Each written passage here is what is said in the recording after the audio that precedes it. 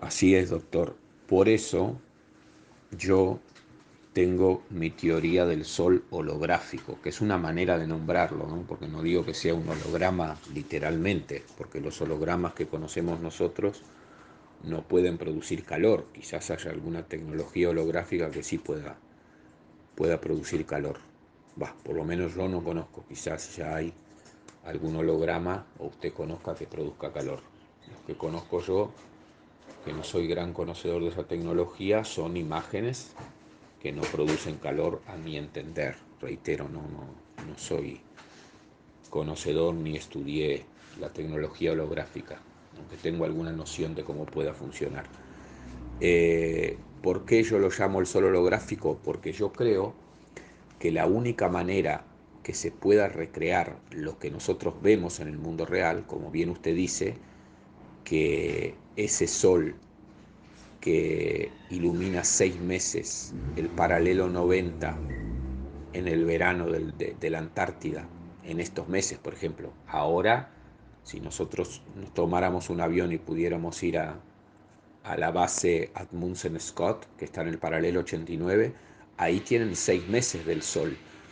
Pero lo llamativo es que el sol no sale de este a oeste ahí, sino que el sol da vuelta en círculos, va dando vuelta en círculos y cada vez, según los que estuvieron ahí, dice que va de arriba hacia abajo. ¿Qué quiero decir? Que el círculo cada vez va más cerca del horizonte, hasta cuando se completan los 6 meses que el sol desaparece por ese horizonte y vuelve a aparecer 6 meses después.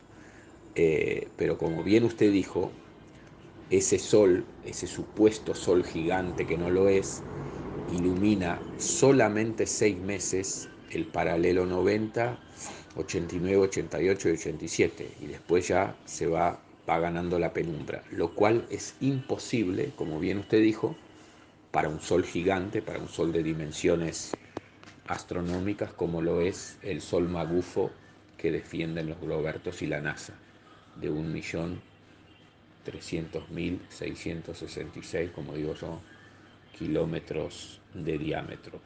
Es imposible, porque ese sol gigante, como bien dice usted, tendría que iluminar siempre, abarcar mínimo toda la Antártida.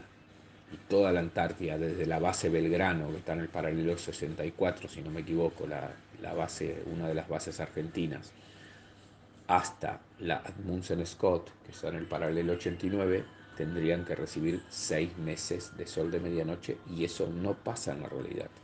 No sucede, no sucede. Según los datos que tengo de la Antártida, fíjese usted que la base Belgrano, Marambio, creo que la Marambio, ahora no recuerdo bien, no tiene ni siquiera un día de sol de medianoche. No hay día que el sol esté 24 horas. Llega a estar 22 horas, casi 23, pero después tienen una hora de noche, ¿sí?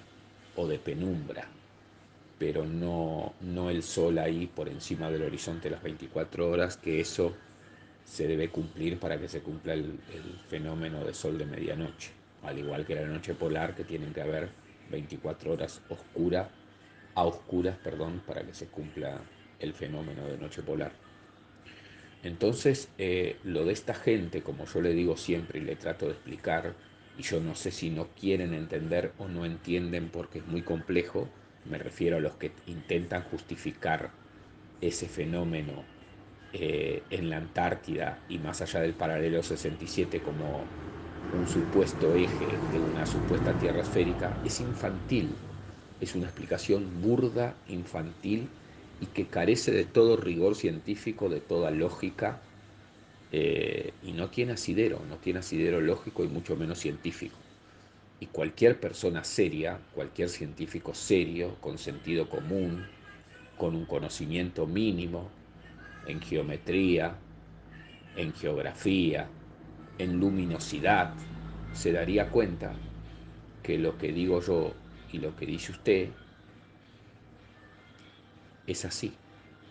Es un fenómeno que es así y es un fenómeno que se puede comprobar y que yo más adelante cuando tenga un globo terráqueo, haré un experimento casero a oscuras en mi pieza y subiré a mi canal un video demostrando que la pseudo explicación del eje de una tierra esférica, de un globo terráqueo inclinado, que justifique el sol de medianoche solamente en el paralelo 90 norte y sur, es una patraña. Por eso, volviendo al principio, para mí el sol es un fenómeno holográfico, por llamarlo de alguna manera, que es una proyección local de cada región. De hecho, le digo que el sol, por ejemplo, que sale acá, que vemos acá en Buenos Aires, no es el mismo, aunque tenga la misma forma y parezca igual, que el que se ve en la ciudad de Córdoba, por ejemplo, en la provincia de Córdoba, que está más o menos a 1000 kilómetros en línea recta, más o menos, de Buenos Aires. De hecho, en Córdoba no amanece eh, exactamente al mismo tiempo que en Buenos Aires, y tampoco se oculta el sol exactamente al mismo tiempo que Buenos Aires. Creo que hay una diferencia de 15 minutos. Y ayer o antes de ayer estaba hablando con mi compañera, que es de Santa Fe. Ella fue a pasar las fiestas con su familia, y ella dice que allá, por ejemplo, amanece más temprano que acá. Y ella estaba a unos 1000 y algo de kilómetros, porque es de Santa Fe, casi ahí lindando con, creo que con Santiago del Estero, si no me equivoco. Este, así que está como 1000 kilómetros de distancia de donde estoy yo. Y ella me decía eso. Y fíjese que estamos hablando que dentro de la Argentina, dentro de un mismo país, en muchas regiones el sol tiene 15, 20, media hora de diferencia de un amanecer y de un atardecer, comparado con otra provincia y con otra ciudad del mismo país.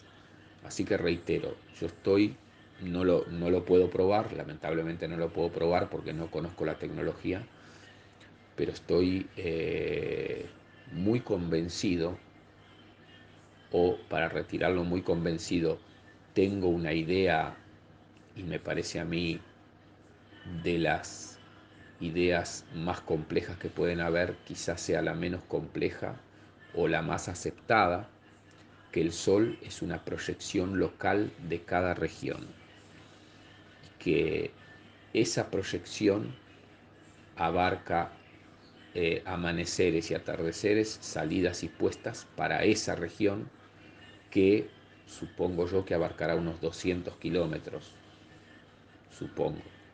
Y después, a medida que uno se va alejando, ya la proyección del sol, que aunque se vea en el amanecer y en el atardecer lo mismo, que vemos todos en todo el mundo, excepto más allá del paralelo 67. Fíjese usted que hay algo interesante aquí.